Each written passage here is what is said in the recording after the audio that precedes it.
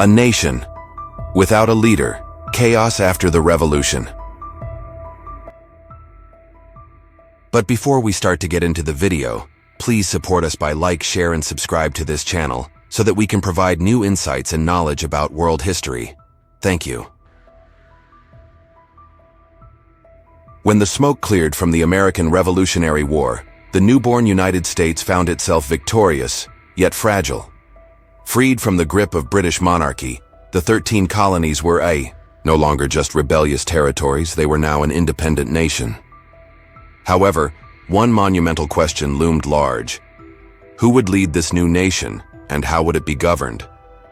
The answer was far from obvious in the chaotic years following independence. Without a central leader or coherent federal structure, the young republic teetered on the edge of disintegration. It wasn't until the Philadelphia Convention of 1787 that the blueprint for the American presidency was carefully debated, forged, and ratified, laying the foundation for the nation's enduring political system. The aftermath of revolution, a leaderless Confederation. In 1781, the Articles of Confederation became the first Constitution of the United States, but it was a weak framework by design. Distrustful of centralized authority, especially after years of monarchical oppression, American leaders crafted a government that intentionally lacked a strong executive branch.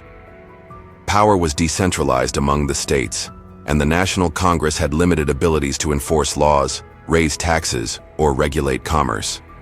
There was no president, no executive authority, and no unified vision to drive national policy. The absence of a central leader meant there was no single figure to rally the people, represent the country in foreign affairs, or coordinate responses to internal crises.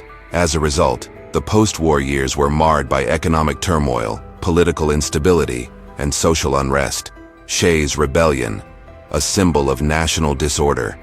The dangers of a weak federal government came to a head with Shays' Rebellion in 1786-1787. Led by Revolutionary War veteran Daniel Shays, the uprising was a response to crushing debt and harsh economic policies in Massachusetts. When the federal government proved powerless to help suppress the rebellion, it sent a chilling message. The country could not govern itself effectively under the Articles of Confederation. This unrest underscored the urgent need for a stronger national government and became a catalyst for convening the Philadelphia Convention in May 1787. Although the original goal was to revise the Articles of Confederation, it quickly became clear that a complete overhaul was necessary.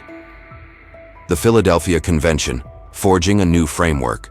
70 delegates from 12 states, Rhode Island refused to send representatives, met in secrecy in Philadelphia's independence. Among them were some of the brightest minds of the era: George Washington, James Madison, Alexander Hamilton, and Benjamin Franklin. The delegates shared a common goal: to create a sustainable and resilient political structure that would hold the fragile Union together. From the outset, it was evident that a centralized executive authority was essential. But what would that leader look like? How much power should they hold? And most importantly, how could the presidency be strong enough to govern without becoming tyrannical? Debating the presidency. Between monarchy and anarchy, the idea of a single executive was contentious. Some delegates feared that creating a powerful leader would resemble the monarchy they had just overthrown.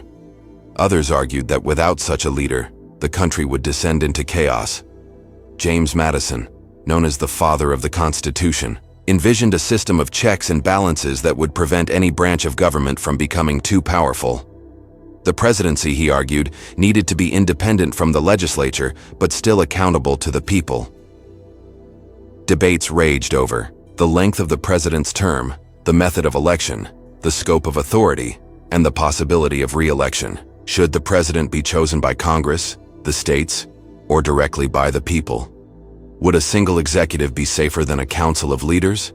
These questions dominated the summer of 1787. Eventually, compromises were reached.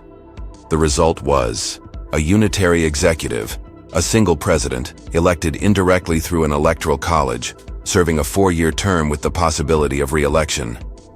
The president would act as commander-in-chief of the military. have the power to veto legislation, appoint federal officials, and conduct foreign policy, all under the constraints of congressional oversight and judicial review. The presidency. A new kind of leadership. The creation of the presidency was revolutionary in itself. Unlike the monarchies of Europe, the US president would derive legitimacy not from birthright, but from a constitution and the consent of the governed. It was a delicate balance, an executive powerful enough to lead, yet limited enough to prevent tyranny. George Washington, unanimously elected as the first president in 1789, set critical precedents that shaped the office. He declined to run for a third term, reinforcing the concept of peaceful transfer of power. Washington also established norms for executive restraint, consultation with Congress, and the separation of civilian and military authority. His leadership helped legitimize the presidency in the eyes of both domestic constituents and foreign powers. It was Washington's character, his humility, restraint, and commitment to the Republic that gave the fledgling office the credibility it needed to survive and grow. Building a lasting political system, the presidency was just one piece of the puzzle. The Philadelphia Convention also gave birth to a comprehensive system of separation of powers, dividing government into three co-equal branches: legislative, executive, and judicial. Each would check the powers of the others, ensuring a balance that would guard against tyranny or mob rule. Additionally, federalism was codified, dividing authority between national and state governments. This structure allowed for local governance while preserving national unity, another key factor in stabilizing the post-revolutionary chaos. Over time, the Constitution proved remarkably resilient. Through war, economic depression, civil strife, and technological upheaval, the presidency and the broader political system adapted and endured. The founders' decision to build a strong yet accountable executive was central to that success. Lessons from a leaderless beginning.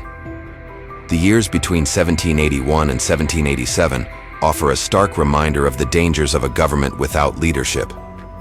The Articles of Confederation, though noble in their democratic intent, failed to provide the necessary tools for governance. Without a president or an executive branch, the nation was paralyzed by inaction, factionalism, and disunity. The Philadelphia Convention's decision to create the presidency was a bold and visionary act. It acknowledged the need for leadership, not just symbolic or ceremonial, but practical and decisive. At the same time, it embedded that leadership within a framework of accountability, transparency, and law. This balance remains the cornerstone of the American political system. Though the presidency has evolved, sometimes expanding in power, other times reined in, it continues to serve as the pivot around which the nation's governance turns. Conclusion. The power of leadership in a republic, a nation without a leader, is a ship without a rudder, adrift, vulnerable, and prone to collapse. After the American Revolution, the United States stood on the precipice of failure, not because it lacked courage or vision.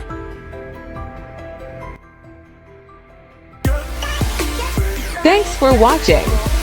Please like, share, and subscribe if you like videos like this. Thank you.